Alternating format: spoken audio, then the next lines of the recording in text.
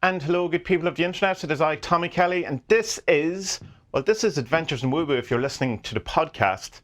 But this is Tommy Kelly if you're listening on YouTube.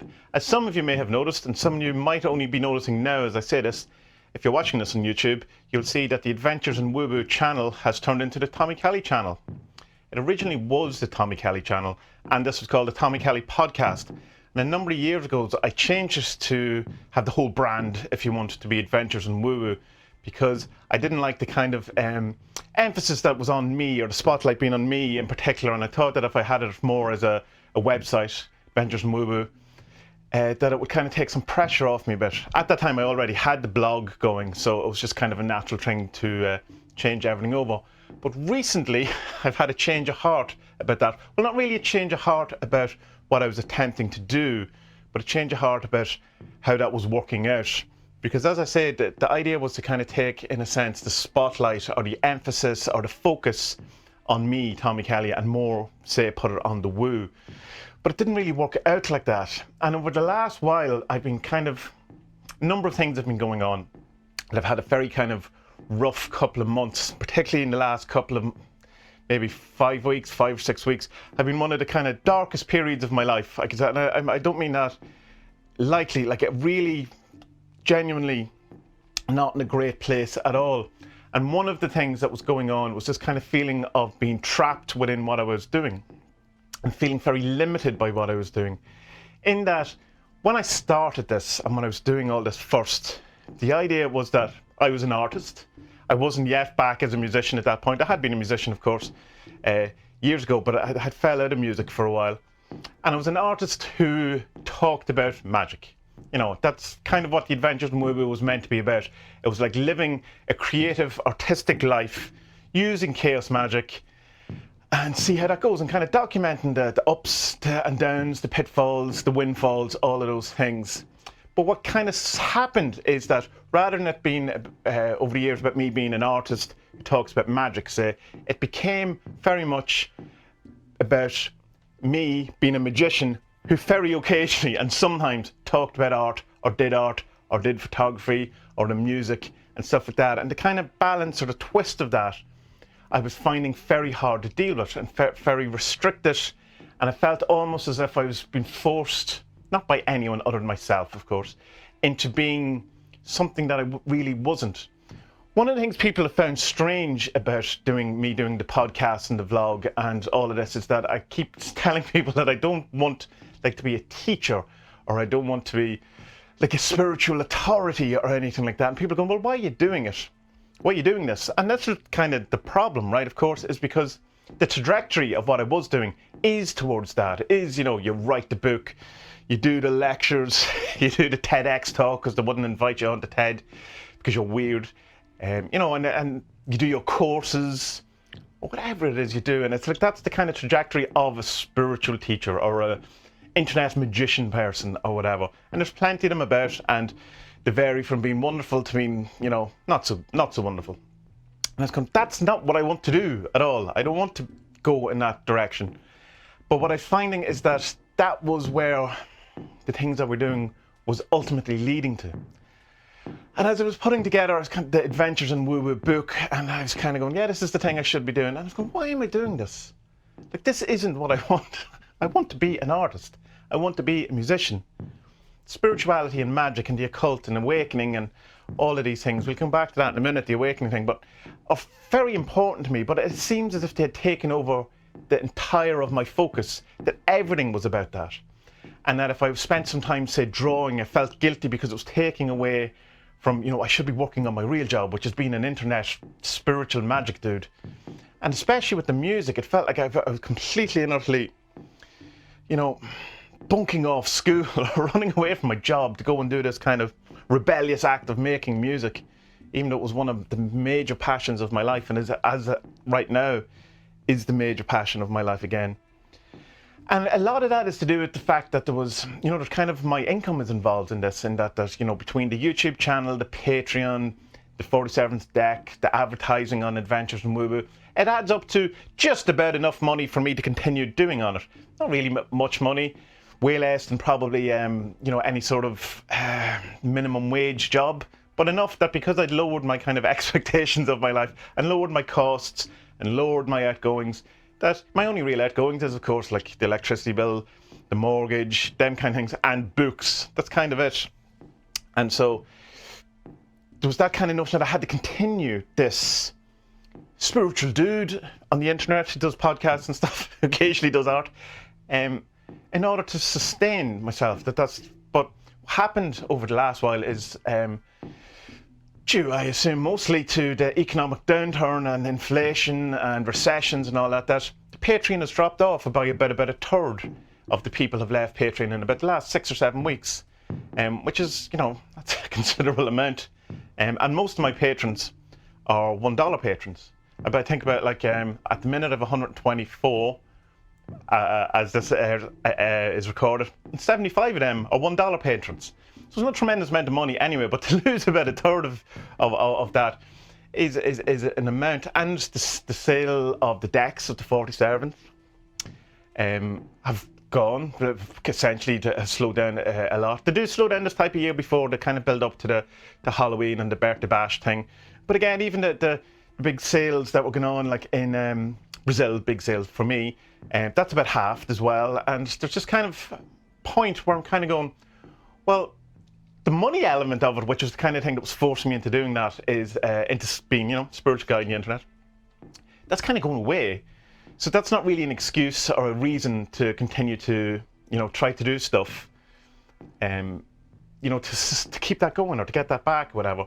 So it just kind of came over the last while that I was just going, what am I doing? Why am I doing this? Like, why am I continuing to put a focus on something that isn't necessarily the biggest focus of my existence, my life? And I didn't realize, of course, how trapped I had felt in all of this. But there was a point where I didn't want to come into the office. I didn't want to do anything. I didn't want to draw. I didn't want to, I certainly didn't want to do podcasts. I didn't want to do videos. I didn't want to talk about spirituality. I didn't do any of these things. I just wanted to play guitar. And I read something on Reddit, of all places, and it was something along, someone's having a very hard time, something really terrible that had them, and the first reply was, do whatever it is you need to do to stay alive. And there was something in reading that allowed me, or gave me permission to do what it is that I want to do, and be who I want to be, not who I think I should be, or, not do the things that are expected, or not do the right things, if you want, like, write the book, do the lectures, it's like, okay, what if I don't do that? What if I don't feel the necessity to do that? What do I want to do? I want to write music, I want to compose, I want to draw. I want to talk about spirituality and magic, but not as the main kind of focus of things. So there was that was going with allowing myself permission to be an artist again, not a magician. Firstly. And then there was kind of a realization, this has been coming over a couple of months as well, starting probably with Duncan Barford's podcast and some conversations we had in private around the whole idea. He did an episode of his podcast, Occult Experiments in the Home, which he titled, I'll put it in the show description, Near Enemies of Magic, kind of stealing the Buddhist idea of near enemies. Which are things that are close to, say, magic in this case, but he would deem or not. And one of them was art. And to me, art is magic and magic is art. I've said that over and over again. So it's the tagline or the byline to a number of social media bits that I have. And through that, and he makes a very good argument, and we've had subsequent conversations where we don't agree, and we just kind of ended up at the end of it just going, but I think we're talking about two different things. And I realized that what I am calling art and what I'm calling magic, more specifically, and what other people are calling magic, is not the same thing at all. So I want to describe what magic is to me. Magic is the impulse to create. Magic is the thing that physically feels like it's emanating from my heart area and wants to express itself in some form. It's an idea that needs to manifest. It's something from out there, up there, over there somewhere, that is coming through me as a conduit into this world. And it's about expansion, it's about evolution, it's about moving forward, it's about becoming better, it's about potentiality. It's the harnessing of potentiality. Potentiality being, it can be anything, and the art is the making it into something. That it's no longer potential, it's collapsing the waveforms into that it has to be something. It's kind of Shakti rather than Shiva. It's this life force, the emanating life force. It just goes like this. I can't really explain it. They're the words that I can do my best. Where there certainly seems to be a thing, and when other people talk about magic, particularly in the awakening kind of arena, or high magic, or that kind of stuff, of say stuff that Duncan had done with the Baptist Head and Alan Chapman, which I got very much into, whatever. And in one way, while it's wonderful, I recommend it to anyone, it kind of got me off course of where I was going. Because to me, and I could be wrong in that, it's wrong in this, and it's just my kind of assessment of it, how it affects me, purely subjective, that it would appear that the directionality of what Duncan Barford, just to give an example, would call magic, and the directionality of what I would call magic are opposing. Mine seems to be going forward, where his, and just to pick on Duncan, because he's not the only one to think that, and he may not even think this is just my reading of it, his is going back, as if back to source. And particularly when you come across things like Magick and stuff as well, from Alan Chapman, which again, this is my understanding of it. Alan may have a different understanding of it altogether, and I just may be picking it up wrong. But there again is that directionality of going back, to the source, awakening to what was already the case, that it's all already done. And we just have to discover that.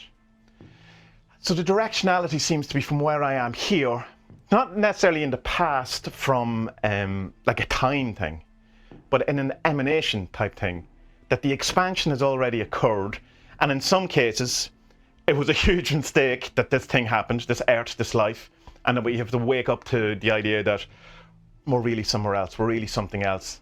A Course in Miracles certainly has that kind of idea. A lot of the Gnostic stuff is that idea that this was all a terrible mistake. Peter Kingsley has that idea in many different ways. Mistake upon mistake upon mistake, Kingsley would say. And so it's realising that, and realise I kind of got sidetracked enough, and that the awakening thing was almost a diversion from that, and a necessary diversion, I suppose, along the spiritual path. And I certainly do feel that my insights or awakening experiences that I've had, as limited as they are, have been in a form of the recollection type thing, having faith in something that you already knew, that you weren't allowing yourself to believe because it wasn't believed by the world, or an insight that when you realise that you already knew that. So I understand that in that there is a kind of, let's say, remembrance for once, or an awakening. You can't awake to something that wasn't already the case. But while that feels somewhat substantial and true, the overriding kind of focus and feeling and impulse is the other way. It's this expansiveness. So it's like awakening to who you are, and in some places, particularly say in Vedanta, or when Rupert Spira talks about it, is that's it. Being aware of being aware. That's the end of the goal. That's the thing. You've seen through the illusion. Your pure awareness and all that. And it kind of feels like, okay, that's the start. And it's this move forward. I don't mean in time again, although why not? I know I'm getting into very woo-woo territory of adventures and woo-woo. And the art is exactly the same thing as that. Now, I think another confusion between magic and art, and why people don't think magic is art, is because they're looking at a finished piece of art rather than the process. And I'm really, I think, talking about the process of creating the things, whereas the thing itself, once it's manifested, probably I wouldn't consider magic in the same way as I do the actual process. Although, that said, a song continues to be magical and creative and touching and vibratory and essential and creative as it flows through time, through people listen to it. And a song that you can listen to for 50 years can still have an impact you in a way that, I don't know, the lesser banishing ritual of the pentagram is never going to do. And touch your soul, give you a glimpse of God that no amount of sigils or whatever to take a thing. Perhaps in meditation, the bliss thing that can come from, certain kind of states or whatever. But still, again, in my limited experience of all of these kind of states, doesn't touch even slightly the ecstasy that can be achieved through creation of art or listening to art or music. Music is just, it's the most magical thing. I can't really explain it. It makes me so emotional, so, I don't know, has such gravitas to it. And so, while the creation aspect of it seems more what I'm talking about when I say magic, a book can have magic qualities. There is like magic to materia. So I'm not saying I know all the answers, but certainly it's a moving forward, not a returning to source, not returning to something that's already the case. It's about discovering what's not already the case. That's what magic is for me. And it's not uncovering truth, it's uncovering what potentiality can potentially be. It's what's next. And over the last couple of years and the last while, I think I've been looking too much at what happened, or what is, where's this, why is this happening? When did it happen? What's the history of it? And not that I was going to say, I feel that's a bit of a mistake. It would be a bit of a mistake for me to continue that forward, because it's not honest, and it's not genuine, and it's not my impulse. In Theosophy, there's this idea that we're all in different rays, which is we're all in different vibes, man. There's 7 of them. And I think one of the things that could be happening, why people are experiencing things differently, is because we're on different, paths in a sense. And how I'm emanating creation, potentiality, will be different from someone else who's on a different path. And while I can go with that, it still seems a bit, to me, it's a bit like, it's too easy, it fits in the system or whatever, but I don't think these things are like, but it's a good map. It's somewhat of a roadmap that you could use, as any of these things are. So anyway, so that then, having all that together, feeling trapped in who I was, what I'm doing, and having the kind of opportunity now, where I can go, well, I can change my direction in a sense. And it's not to kind of negate or get rid of the spirituality stuff, the magic stuff. Certainly not, because it's a huge part of my life, clearly. But it's to not limit myself in that, which is so strange from someone who used to be a chaos magician. I doubt I am now, that I allowed myself to be labelled and gated and delineated and put in a box so much when I'm not. And I mean, the point of chaos magic is not to do that. And the way to, one of the things that I could address with doing that is to kind of, in one sense, compartmentalise what I'm doing. So Adventures in Woo-Woo will be the woo-woo stuff. And then Tasta will still be part of Adventures in Woo-Woo, but the music stuff can be something else. The comic stuff can be something else. And there's just kind of breadth that I feel when I can kind of allow myself to not just be spiritual guy on the internet. Artist guy, photographer guy, music guy, spiritual guy, all of these things. I feel like I can breathe a bit. There's a lot there, and I'm definitely not covering everything I wanted. I've rehearsed this in my mind a lot, and we were going to talk about this kind of stuff on Tasta this week, but poor Spud is sick, and it didn't happen, so maybe this is the right thing to happen, is that I do a vlog. So what's it going to look like going forward? Well, not an awful lot's going to really change. Podcast is still going to be the podcast. I'm going to separate all my art stuff from Adventures in Woo-Woo. The photography, the general art, all of that stuff, and have that on tommykelly.com, which will have the art, photography, the music, and anything else I decide to do. But they'll all link to each other. I'm also going to take kind of the 40 servants off Adventures in Woo-Woo and have it as its own thing. That's something I've wanted to do for a long while anyway. Just have a dedicated space for the 40 servants. I have all the URLs bought, but they're all point to Adventures in Woo-Woo. And so it's kind of allowing me to be able to work in all of these areas and not have to be defined by any one of them. It's because there's a different outlet where I can just be Adventures in Woo-Woo, totally woo-woo and enjoy that. Where I can just be the comic guy, I can just be the music guy, or whatever, and expand and feel and allow the expansion to happen without this hardening, deadening contraction, which is what has been happening. what else do I wanted to say? So, I mean, from your point of view, there probably isn't going to be an awful lot of change. There'll still be the podcast every week. There'll still be tasks. There'll still, Turbine Syndrome is so close to being finished. The first print thing. I'm working on music all the time. I'm looking forward to getting back into photography. COVID really kind of knocked that out because I did a lot of street photography. And of course, when no one's on the street, you're not allowed on the street. Kind of ended all of that fun. And I've so much I want to discover. Again, realizing what my direction actually is in magic and the occult. So it's exciting in one way and hard and nervous. And how much worse would it be? And I can understand people who end up very trapped. How much worse would it be if it wasn't nearly 7,000 people on YouTube that were subscribing to me and whatever it is, listen to the podcast? What if it was 70,000 or 7 million and you couldn't just leave because so much was, you're so much caught up in being a particular person in a pigeonhole that's all you want. That's, and if there was like actual money involved with it rather than kind of, I don't know, pennies. Not pennies, but you know what I mean? Like, it's like if you were getting an actual, say you were PewDiePie or something, getting millions a year, or somewhere between all them. Rambling now, so pull this together.